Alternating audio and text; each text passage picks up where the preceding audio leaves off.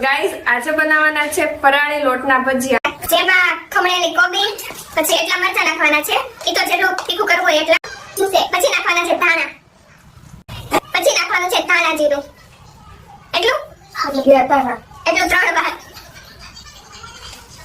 પછી મીઠું સ્વાદ અનુસાર. ખટ્ટું મીઠું કરવા માટે નાખવાનું છે 1.5 લીંબુ,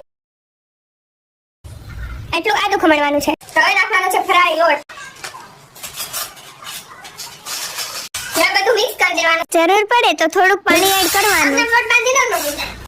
મમ્મી ટીચી ફરાળી લોટના ભજીયા કહો કે ઓલી કટકટી મંચુરિયમની ગોળી જો, એકવાર બનાવીને ટ્રાય કરજો, જોરદાર લાગશે. કોઈ દી જારો હાથમાં નથી પકડ્યો, પહેલી વાર લીધો છે.